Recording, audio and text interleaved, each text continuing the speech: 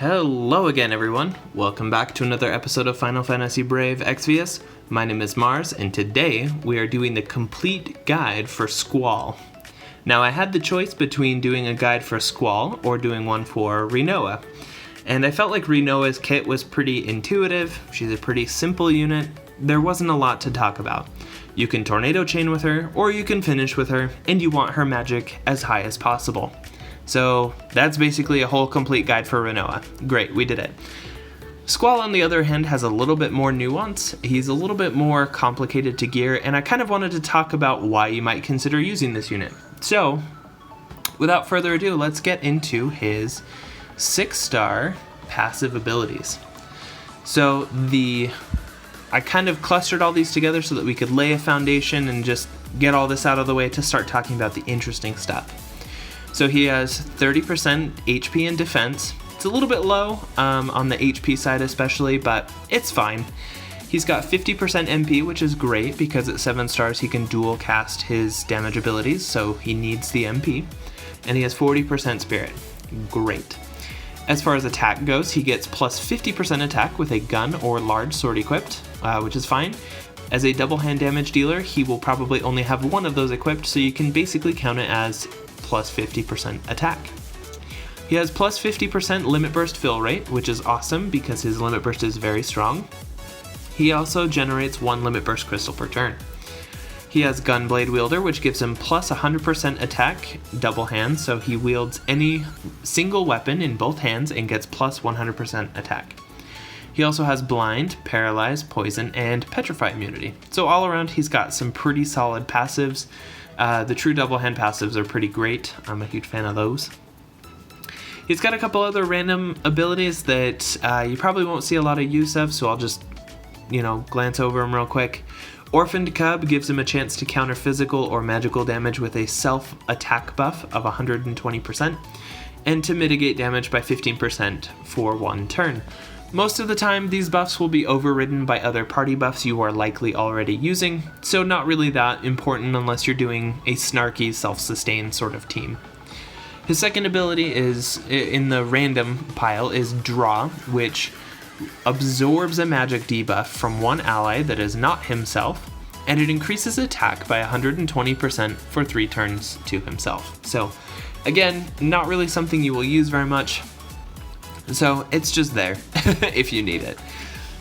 Now he has 3 main different types of abilities for dealing damage. He has single target finishing moves, he has area of effect finishing moves that hit all enemies, and he has chaining moves. So first of all, his single target finishing moves are Rough Divide and Keen Edge. Keen Edge is the stronger one, and it's actually a 2-hit finishing move, but both hits happen at about the same time, so it doesn't really make that big of a difference. It's the stronger one, but it also costs more MP. The only reason I've ever used Rough Divide is because I was short on MP, so yay for options. As far as his AoE finishing moves goes, he has Fated Circle and Blasting Zone. Once again with Blasting Zone being the stronger one at a higher MP cost. Now he also has for his chaining moves, and these are very important, he has Flame, Wind, Thunder, and Light Beret, or Beret. I don't know how to say it, I don't have any context, so I'm just gonna say Barret, and so I tried, and you can't get mad at me because I tried. So, each of these innately deal their respective element of damage, and they decrease resistance for that same element for 3 turns to a single enemy. Now the modifier you may notice is a little bit low, it's only 2.25x. One thing to keep in mind about the Barret chaining moves is that they are stacked damage, which means that the first hits in the chain do very little damage, but the last hit in the chain has most of the damage modifier added to that hit. In addition to that, Squall is a double hand damage dealer, so his increased attack brings a little more beef to it, and he can multi-cast these, cast them twice per turn at 7 stars, which makes them better still. So they may not look the most impressive, but they are pretty good. And yeah, not a lot more to say about it. They're nice because they have innate elemental damage, and Squall typically prefers to equip his own Trustmaster reward, which is a non-elemental weapon. So being able to add the element and to deal damage with variance using his Trustmaster reward, which we'll talk about in a second, is a really nice combination. So altogether, it doesn't look like the most damage on paper, but it definitely gets the job done. Speaking of his 7-star form, he gets a few more passives that increase his versatility as a damage dealer. First of all, when he has his Trustmaster reward equipped, he gets 10% magic mitigation, plus 50% LB fill rate to make it 100% in total, which means that any limit burst crystal he gets counts as 2, basically. And he gets plus 30% attack, making it so that he gets plus 50% normal attack with his TMR equipped, plus 150% true double hand, which you'll see is the next point. He gets an additional 50% true double hand when he has a single weapon equipped in 2 hands, so his Trustmaster works for that. He has a passive called GF, which if I had played Final Fantasy VIII, I might know what this is. I apologize for being a Final Fantasy heathen. I don't know what it means, but it increases his Esper bonus stats by 10%, which is a little baby improvement on his stats all around. It's kind of nice, not especially game-breaking. And then he gets an extra 20% defense for a total of 50%. So all around, his passives round out pretty well, especially with the true double hand. I think that helps quite a lot to have 150% passive. So it's nice, it's good, it's good. Now as far as his active abilities go, Renzokuken, or however you say that, because once again I tried and you cannot get mad at me because I tried. This is the ability that allows him to cast 2 of his skills in 1 turn, with the exception of Draw or Lion's Roar, both of which Draw you will probably never use, and Lion's Roar you will also probably never use, and even if you could, you would not want to double cast it. So this is amazing. You can use 2 of his finishing skills, 2 of his chaining skills, you can mix and match them every single turn. It's great. And Lion's Roar is his cooldown skill, available from turn 4 onwards, and it's a 4-turn cooldown. It removes all debuffs from Squall, recovers all of his HP and half of his MP, and increases his limit burst gauge by 30 crystals, which basically means it'll take his limit burst from 0 to completely full in a single move. So if you're relying on his limit burst for a lot of damage, then sweet. This will get it to you quicker, but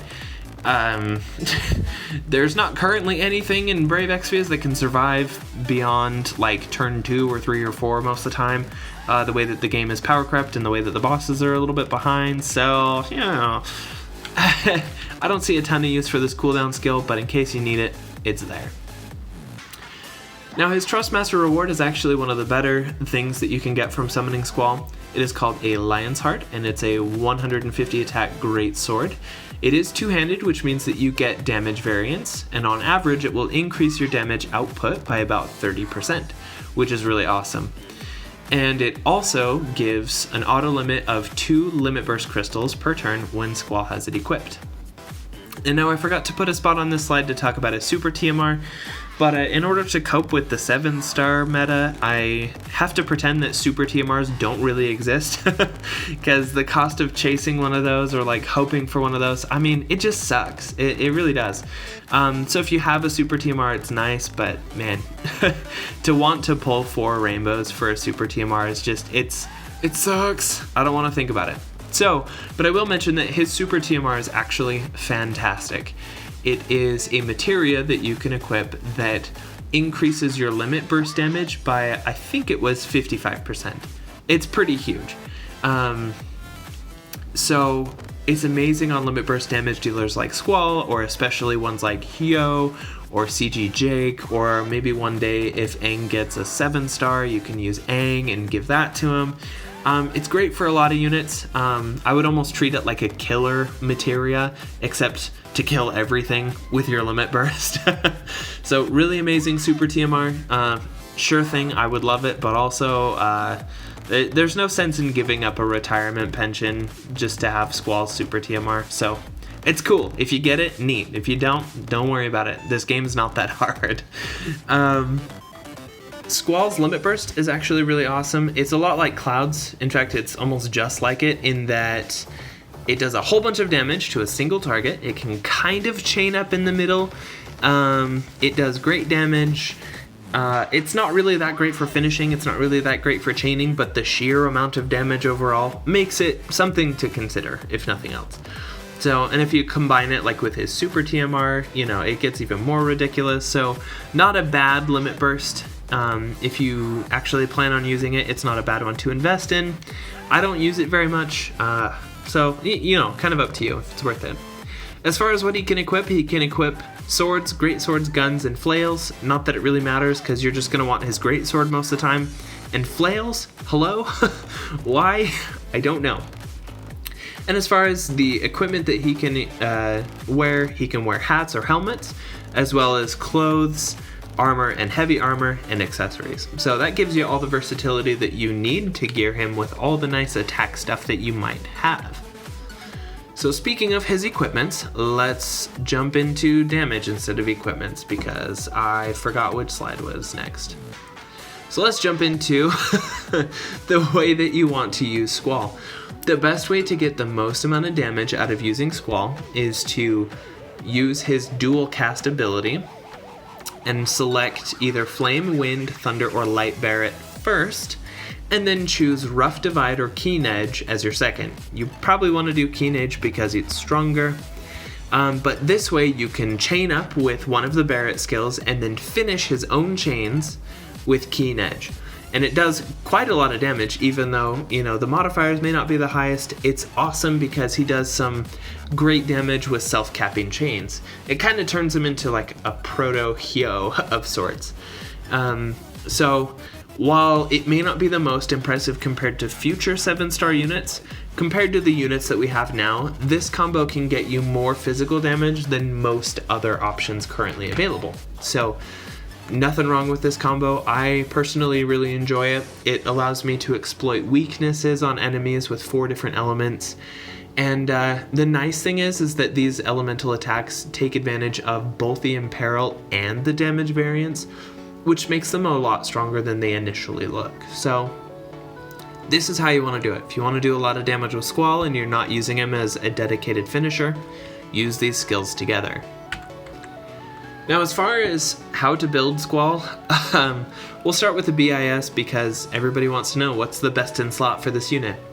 It requires, let me see, 4 super TMRs. So to anybody who has 8 olives out there, congratulations. You can actually think about it as best in slot. It pumps him to 295% attack and 300% double hand attack. So it's really absurd. Having 2300 attack is pretty insane. But this build, it's just not one that most people are going to use. Luneth's Clothes, 2 Olive Super TMRs, and a Delita Super TMR is pretty rich, even for experienced players. Like, I have 0 of those Super TMRs, despite my best efforts to continue pulling units that I don't want, such as Delita. This one kind of sucks. So as far as whether or not I care about this build, the answer is nope. Don't care. This build is probably going to be a lot more attainable for many players, especially because this focuses only on the 5-star TMRs that he'll need, and he doesn't need very many besides his own. You'll see that Precious Hairpin, Marshall's Glove, and Buster Style are the 3 main ones, and you can also substitute things like, oh, I don't have Buster Style, but I have Tomb Raider from Explorer Eileen, or I have 2 Marshall Gloves or whatever. Like, you can mix and match it a little bit to get to that 300% true double hand. This, I think, just gives you the most amount of attack. So, you know, if you have some of these TMRs, this is 0 super TMRs to get to over 2100 attack, which is awesome. That's great. I think this is actually the build that I'm using, and a lot of people can get this as well. And it allows you to take advantage of Lionheart and the passives that gives and everything else. So personally, this is my preferred build, especially because I pretend that super TMRs don't exist because they make me sad. Now, if you don't have any 5-star TMRs besides Squalls, you can still build them out to a respectable amount of attack, and this may not even be the best in slot build. This is just one that I put together that is only 4-star TMRs and event rewards, or trial rewards rather, as well as his own Trustmaster reward. And 1776 attack without any true double hand materia is pretty good. So, if you happen to have a Squall and he's someone that you want to use, then, you can work towards a build that works for him. So as far as the big question of should you pull? Should you pull for Squall? Should you pull on the banner? Because it also has Rinoa on it. That's something to keep in mind. My simple answer is it depends. If you're someone who really wants Squall, who really likes his sprite, if you loved Final Fantasy VIII, go for it. If you don't care, if you don't want to use the unit, if you don't want it, then don't pull. One of the reasons that I was interested in pulling is because Squall's TMR is very good on Hyo, which is somebody that I plan on pulling for in the future. Another reason I was interested in pulling is because Rinoa is a very flexible tornado chainer and a magical finisher, so she's just a solid unit. And her Trustmaster award is best in slot for Veritas of the Light, who is like my favorite unit in the whole game. So obviously I was interested in getting Rinoa's Trustmaster award. So, decide for yourself if it's something that you want, and if it is, cool, pull for it. If not, don't worry about it. I mean, there will be more banners in the future, and guys, we know the formula for this game by now. They're going to release better and better units every time. So if you love Squall, he's great. He does the damage for you now. He can do the job. Same with Rinoa. She's great. She can do the damage. She can get the job done. There will be better units down the line as well. So just consider what you want. And with that, we bring the Squall Complete Guide to a close. So if you have any suggestions, comments, or anything else you want to ask me in the comment section below, please let me know. I enjoy making these. They just take a fair amount of my precious free time. So I'm more than happy to work on them occasionally, and I'll do as many as I can. And if you have feedback for me for which one you want to see next, or any improvements or things that you'd like to see for future ones, please let me know in the comments, and I will see everybody in the next one.